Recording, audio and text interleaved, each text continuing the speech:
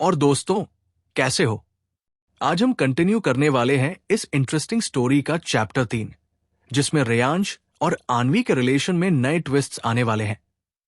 अगर आपने चैप्टर 1 और 2 का एक्सप्लेनेशन मिस कर दिया है, तो उनके लिंक्स आपको डिस्क्रिप्शन में मिल जाएंगे। तो चलिए बिना टाइम वेस्ट किए स्टार्ट करते हैं। इस चैप्टर की स्टार्टिंग में हम रेयांश को देखते हैं, जो आन्वी के साथ अपने घर पहुंच चुका होता है। लेकिन घर की हालत बहुत ही खराब थी। सारा सामान यहां वहां बिखरा हुआ था। रेयांश पूरा रूम साफ करता है और आन्वी से कहता है, मुझे माफ कर देना। अगर मुझे पता होता कि तुम आ रही हो तो मैं पहले से रूम साफ रखता। अब तुम आराम से बैठ सकती हो। आन्वी रेयांश से पूछती है, ये क्या चीज है? रेयांश जवाब देता है, मैंने इसे 1 साल पहले खरीदा था अपने मसल और बॉडी बनाने के लिए, पर मैं इसे काफी टाइम से यूज ही नहीं कर पाया। बस ये रूम की स्पेस ले रहा है। आन्वी उसे उल्टा पुल्टा नाम देकर बताती है, पुल अप बार, पू WP बा। और रेयांश हंसता है।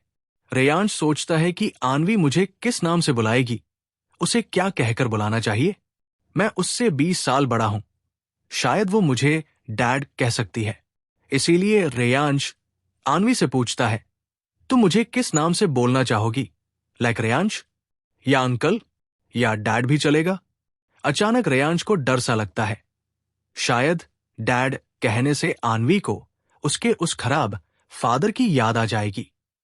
पर आन्वी सादगी से कहती है, क्या सच में? तो क्या मैं आपको डैडी कह सकती हूं? रेयांश कहता है, हां, क्यों नहीं, तुम जो चाहो वो मुझे बोल सकती हो। मन ही मन रेयांश सोचता है कि आखिर आन्वी ने परमिशन क्यों मांगी डैडी बोलने के लिए। मुझे कुछ ठीक सा नहीं लग रहा है। फिर नॉर्मली रेयांश पूछता है, क्या मैं नाराज हो जाऊंगा अगर तुम मुझे डैडी कहकर बोलोगी? आन्वी थोड़ा उदास होकर कहती है, शायद आप गुस्सा हो जाओगे अगर मैं आपको डैडी बोलूंगी। रेयांश के दिमाग में एक ही ख्याल आता है, पक्का मेरे उस घटिया अंकल डोंग सेओक ने आन्वी को उसे डैड कहने से मना किया होगा। आन्वी रोते हुए कहती है, मुझे माफ कर दो, मैं अब से डैड नहीं बोलूंगी। प्लीज गुस्सा मत होना।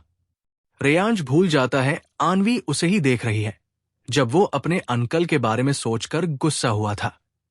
इसलिए वो शांत होकर कहता है, कोई बात नहीं आन्वी, मैं गुस्सा नहीं हूं। मुझे अच्छा लगा जब तुमने मुझे डैडी कहा।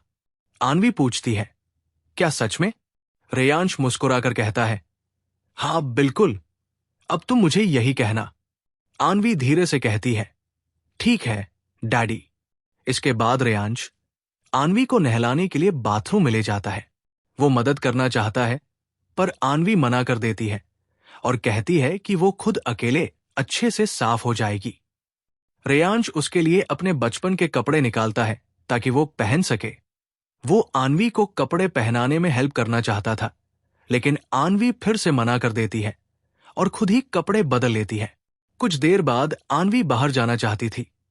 रेयांश पहले तो आन्वी को आराम करने के लिए कहता है, पर जब आन्वी बाहर जाने पर जिद कर देती है, तो वो मान जाता है और उसके साथ बाहर चला आता है। रेयांश सोचता है कि शायद आन्वी शर्मीली है, इसलिए उसने खुद को नहलाने और कपड़े बदलने में मदद नहीं करने दिया। वो हंसते हुए कहता है, तुम मुझे पहले ही बता देती। रेयांश को लगता है कि आन्वी के बाल बहुत लंबे हैं और इसलिए उसके फेस के एक्सप्रेशंस ठीक से नहीं दिखते। वो आन्वी से कहता है, क्या तुम्हें प्रिंसेस हेयरकट चाहिए? आन्वी मान जाती है और दोनों एक सैलून में जाते हैं। वहां एक हेयर स्टाइलिस्ट उनका वेलकम करती है और रेयांश से पूछती है, क्या ये आपकी बेटी है? रेयांश कुछ टाइम पहले ही फादर बना था, इसलिए वो थोड़ा हड़बड़ा जाता है। पहले कहता है नहीं, फिर धीरे धीरे बोलता है, हां हां, ये मेरी ही बेटी है। हेयर स्टाइलिस्ट भी हैरान होकर सोचती है कि इस आदमी को क्या हुआ। रेयांश हेयर स्टाइलिस्ट से कहता है कि आन्वी के बाल वॉश और थोड़े से छोटे कर देना। हेयर स्टाइलिस्ट उनसे थोड़ी देर वेट करने को कहती है और कहती है, हम कुछ देर बाद शुरू करेंगे। रेयांश वॉशरूम की ओर जाता है और आन्वी से कहता है कि वो जल्दी आ जाएगा। वहां रेयांश को उसके दोस्त यूनवू चोई का कॉल आता है। दोनों नॉर्मल बातें करते हैं, एक दूसरे का हालचाल पूछना और मिलने की बात।